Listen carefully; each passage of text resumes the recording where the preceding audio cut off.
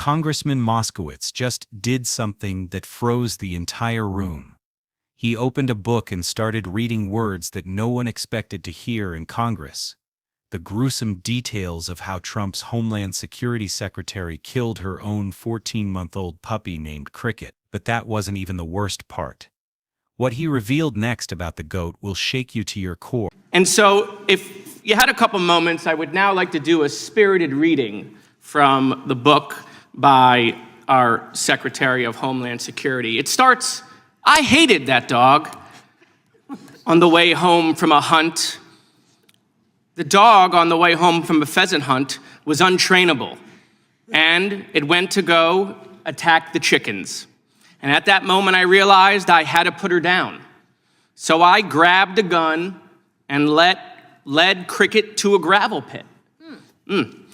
Wasn't a pleasant job, but it had to be done. And after it was over, I realized another unpleasant job needed to be done. And so I went and got the family goat and brought that to the gravel pit. And unfortunately, I wasn't able to kill that goat with one shot." So anyway, I think the point of bringing it up is, on the merits of the bill, we can debate the merits of the bill. But if we're just going to get on our high horse about animal cruelty, which I think we all agree on, by the way, I think there's unanimity here on animal cruelty. I just, want to make sure that we apply that universally. And I think that's what the gentleman from New York is just trying to remind our colleagues, who we have not seen in a while, that, the Secretary of Homeland Security also did not treat an animal in which we believe the animal should be treated. And with that, I'll yield if Mr. Raskin has any questions. Well, welcome back, Mr. Moskowitz. And first of all, I think your reference to goats is completely immaterial to what we're discussing today. It's not part of the bill. Isn't that right? There are no goats in the bill. I was meaning, I wanted to, not me, and she wrote this in the book, that after she shot the dog, she's like, that was awesome, go get the goat. So. All right, well, getting back to the substance of it, whether it's a magnificent dog like Freddie, who joins us today, or Cricket, whose reputation has obviously been besmirched by the Secretary of Homeland Security, all dogs deserve not to be treated in a cruel and capricious way. But the point here is that everything that anybody in this room would have wanted to happen, happened in this case. Right after the culprit kicked Freddie, the culprit was apprehended, was arrested, was charged, and spent 3 days in jail before being removed and deported from the country. So one asks, other than the opportunity to say we agree with what happened, what are we doing here? All that's really happening is that the majority is using it as an opportunity to try to dilute this standard that is working perfectly well, which is that if you are actually convicted of such an offense, then you will be immediately removable and deportable from the country. And there's no reason to puncture that basic line, as Mr. Nadler says, in our jurisprudence. And I can't see why any of us would want to go down that road.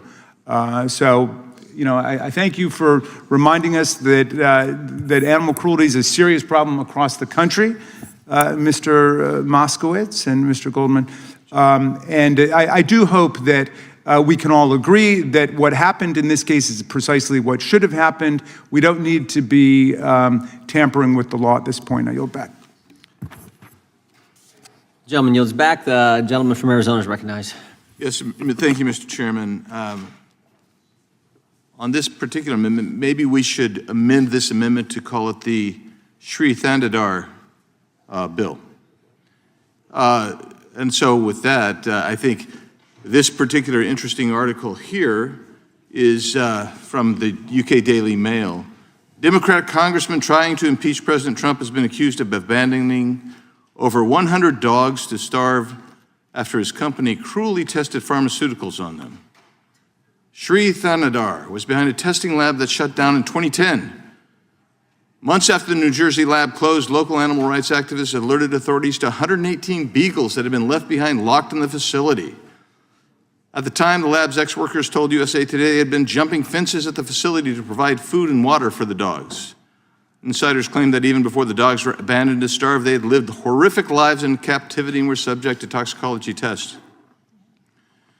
I don't think they've actually had their paws on the grass. When I walked in here, it looked like they were walking on eggshells. They were kind of afraid to walk on the grass. The point is, and so, Mr. Chairman, I submit for the record this article from UK Daily Mail entitled, "Dim Congressman Sri Thanadar famed for railing against Trump carried out unspeakable act against 118 beagles." Without objection. And by the way, California-based organization Defense of Animals then went back to the same site and saved 55 long-tailed macaque monkeys as well. The point is, you're trying to make a joke out of something, and the reality is what happened should not have happened. And when you try to minimize something that's serious, sometimes your humor is not really funny. It's flat. And so if we're going to invoke names here, then I would invoke the name of your own colleague, Sri Thanadar. With that, Would the gentleman yield? I'll yield to the gentleman from California. Perhaps the gentleman would consider modifying his suggestion by adding the name of Anthony Fauci, who's alleged to have presided over the torture of many more beagles and other harmless creatures, all in the name of perverted science.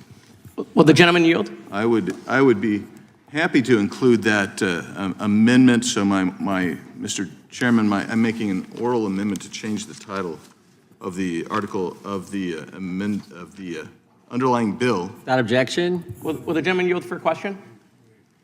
No. Okay. That's totally fine. I'm going to object to that. Okay. There's an objection raised to the amendment, offered to the amendment. All those in, we can take a roll call on all those in favor. Who seeks recognition? Who seeks recognition? But I want. He objected. Have you yielded back? Has the gentleman yielded back? Yeah. All right. Who seeks recognition? The gentleman from Tennessee seeks recognition. Your gentleman's recognized. Thank you, Mr. Chair. I am a major animal rights, animal protection legislator for 40 years. I'll have a tie on. What Congressman Moskowitz did in that committee room wasn't just political theater. It was a calculated exposure of the moral contradictions that define American leadership today. He didn't stumble into this moment. He orchestrated it with the precision of a prosecutor who knows exactly where the weakness lies. The mechanics are simple but devastating. While the committee debates animal cruelty legislation, Moskowitz opens a book and begins reading verbatim from the memoir of Trump's Homeland Security Secretary. Not paraphrasing, not summarizing, reading her own words about how she led her 14-month-old puppy Cricket to a gravel pit and shot her because the dog was untrainable. Then, because one killing wasn't enough, she went back for the family goat. This isn't about partisan politics. It's about the psychology of power and who we allow to wield it.